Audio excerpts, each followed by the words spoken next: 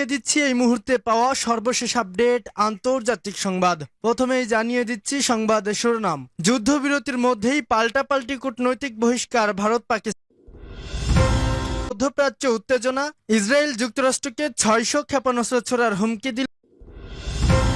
ইসরায়েলকে স্বীকৃতি দিতে সৌদি আরবকে ট্রাম্পের আহ্বান। মোদির ভাষণের কড়া প্রতিক্রিয়া জানালো পাকিস্তান। সর্বশেষ জানিয়ে দিব, গাজায় যুদ্ধ বন্ধ করব না বলছে নেতানিয়াহু। শুনছিলেন সংবাদের শিরোনাম, এখন বিস্তারিত। তবে তার আগে অনুরোধ থাকবে এই ভিডিওটিতে একটি লাইক এবং কমেন্ট করে জানিয়ে দিন কোন জেলা থেকে বা কোথা থেকে আপনি আমাদের এই ভিডিওটি দেখছেন। এবং মধ্যেই পাল্টাপাল্টি কূটনৈতিক বহিষ্কার ভারত পাকিস্তানের। চলমান যুদ্ধবিরতির মধ্যে পরস্পরের হাই কমিশনের দুই কর্মকর্তাকে পাল্টাপাল্টি বহিষ্কার করেছে ভারত ও পাকিস্তান। তাদের পরবর্তী 24 ঘন্টার মধ্যে ভারত ও পাকিস্তান ছাড়তে বলা হয়েছে। মঙ্গলবার ইসলামাবাদে ভারতীয় হাই কমিশনের একজন কর্মীকে পার্সোনা নন গ্রাটা ঘোষণা করে পাকিস্তান। তার কর্মকাণ্ড কূটনৈতিক মর্যাদার সাথে সামঞ্জস্যপূর্ণ নয় বলে উল্লেখ করেছে ইসলামাবাদ। দেশটির পররাষ্ট্র মন্ত্রণালয় জানিয়েছে ওই কর্মকর্তাকে 24 ঘন্টার মধ্যে পাকিস্তান ত্যাগের নির্দেশ দেওয়া হয়েছে। বিবৃতিতে বলা হয়, পাকিস্তান সরকার ইসলামাবাদে অবস্থিত ভারতীয় হাই কমিশনের একজন কর্মীকে অসঙ্গতিপূর্ণ কার্যকলাপে জড়িত থাকার জন্য অবঞ্চিত ব্যক্তি হিসেবে ঘোষণা করেছে। এর আগে ভারত গুপ্তচর বৃত্তির অভিযোগে নয়াদিল্লিতে পাকিস্তান হাই কমিশনে কর্মরত একজন পাকিস্তানি কর্মকর্তাকে বহিষ্কার করে। ভারতের পররাষ্ট্র মন্ত্রণালয় থেকে জানানো হয়, ওই কর্মকর্তা ভারতে তার সরকারি মর্যাদার সাথে সঙ্গতিপূর্ণ নয় এমন কার্যকলাপে লিপ্ত ছিলেন এবং তাকে দেশ ত্যাগের জন্য 24 ঘন্টা সময় দেওয়া হয়েছে। জম্মু কাশ্মীরের পেহেলগামে সন্ত্রাসী হামলার পর থেকে ব্যাপক উত্তেজনা শুরু হয়েছে দক্ষিণ এশিয়ার দুই পরমাণু শক্তিধর প্রতিবেশী ভারত ও পাকিস্তানের মধ্যে। দুই দেশের পাল্টাপাল্টি হামলায় ইতোমধ্যে নিহত হয়েছেন কয়েকজন ডজন মানুষ। যুক্তরাষ্ট্রের হস্তক্ষেপে সম্প্রতি যুদ্ধবিরতি হলেও এখনও থমথমে অবস্থায় আছে ভারত।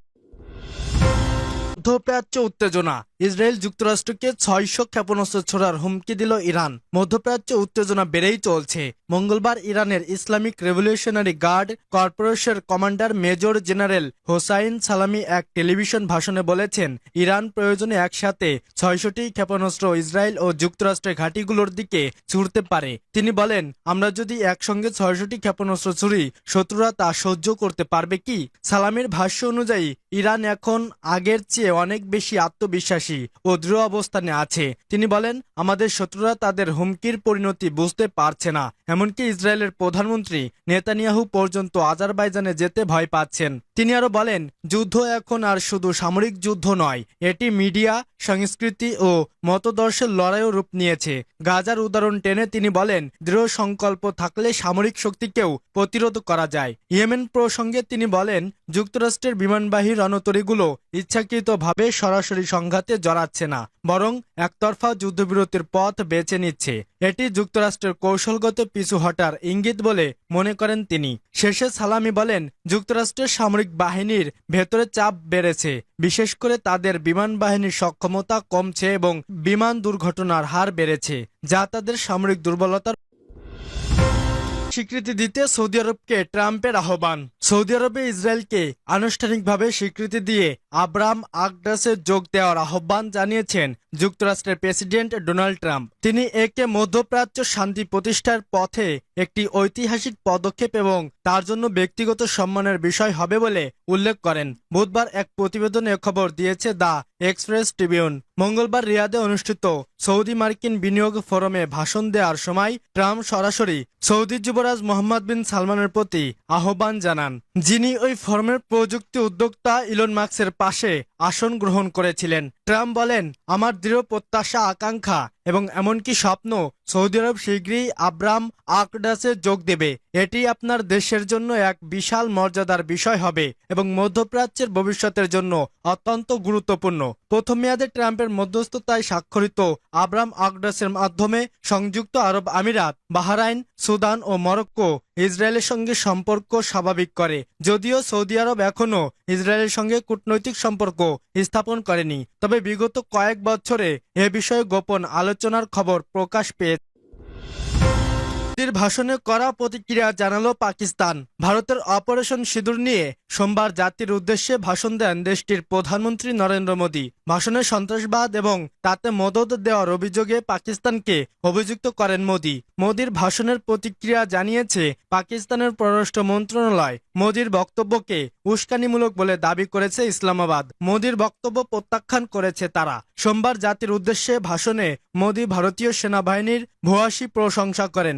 একই সঙ্গে অপারেশন সিঁদুরের সাফল্যও দাবি করেন। তিনি বলেছিলেন, পৃথিবীতে বড় বড় সন্ত্রাসবাদী হামলা একই সুতোয় বাঁধা, তাই ভারতের হামলায় সন্ত্রাসবাদের হেডকোয়ার্টার ভেঙে দেওয়া হয়েছে। পাকিস্তান হতাশ, পাকিস্তানের মাটিতে থাকা সন্ত্রাসবাদীদের ঘাঁটি গুড়িয়ে দেওয়া হয়েছে। তিনি আরো বলেন, অপারেশন সিঁদুর এখনো শেষ হয়নি।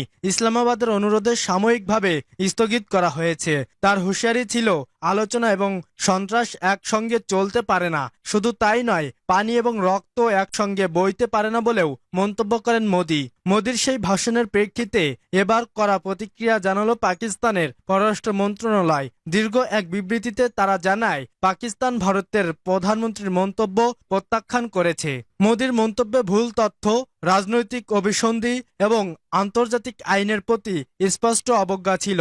পাকিস্তানের মন্ত্রণালয়টির দাবি, সাম্প্রতিক যুদ্ধবিরতিতে সমঝোতার প্রতি পাকিস্তান প্রতিশ্রুতিবদ্ধ। উত্তেজনা কমানোর এবং আঞ্চলিক স্থিতিশীলতার জন্য প্রয়োজনীয় পদক্ষেপ করেছে তারা। পাকিস্তানের পররাষ্ট্র মন্ত্রণালয় বলেছে, আমরা আশা করি ভারত আঞ্চলিক স্থিতিশীলতা এবং নাগরিকদের মঙ্গলকে অগ্রাধিকার দেবে। ভারত যদি ভবিষ্যতে আগ্রাসন দেখায় তবে তার জবাব দেবে বলেও করব না বলছেন নেতানিয়াহু। ফিলিস্তিনের অবরুদ্ধ গাজা ভূখণ্ডে যুদ্ধ বন্ধ করবেন না বলে জানিয়েছেন ইসরায়েলের প্রধানমন্ত্রী বেনিয়ামিন নেতানিয়াহু। তিনি বলেছেন, গাজায় চলমান যুদ্ধ পুরোপুরি বন্ধ হবে না, তবে তিনি একটি অস্থায়ী যুদ্ধবিরতির কথা বিবেচনা করতে পারেন। মঙ্গলবার রাতে এক প্রতিবেদনে এই তথ্য জানিয়েছে বার্তা সংস্থা আনাদোলো। মঙ্গলবার আহত সেনাদের সঙ্গে সাক্ষাৎকারের সময় নেতানিয়াহু বলেন, হামাসকে নির্মূল করা এবং আমাদের সব জিম্মিকে মুক্তি করা, এই দুই কাজ একসঙ্গে চলবে। হামাস যদি বলে আমরা আরো 10 জন মুক্তি দিতে চাই, তাও আমরা যুদ্ধ বন্ধ করব না। ইসরায়েলি সংবাদ মাধ্যম টাইমস অব ইসরায়েলের বরাতে জানা গেছে, নেতানিয়াহু তার জোট সঙ্গীদের আশ্বস্ত করে বলেছেন, যদি হামাস অস্ত্র ত্যাগ না করে তবে ইসরায়েল কেবল অস্থায়ী যুদ্ধবিরতিতেই সম্মত হবে, তাও কিছু বন্দী মুক্তির বিনিময়ে। তিনি বলেন, আগামী কয়েকদিনের মধ্যে আমরা পূর্ণ শক্তি নিয়ে অভিযান চালাবো হামাসকে পরাজিত করতে। আমাদের সেনারা ইতোমধ্যে সেখানে মোতায়েন আছে। এর আগে সোমবার নেতানিয়াহুর দপ্তর জানায়, তিনি তার আলোচক দলকে কাতারে পাঠিয়েছেন সম্ভাব্য যুদ্ধবিরতি ও বন্দি বিনিময় চুক্তি নিয়ে আলোচনা করতে। মার্কিন প্রেসিডেন্ট ডোনাল্ড ট্রাম্পের উপসাগরীয় দেশগুলোতে সফরের সময় ওই প্রতিনিধি দল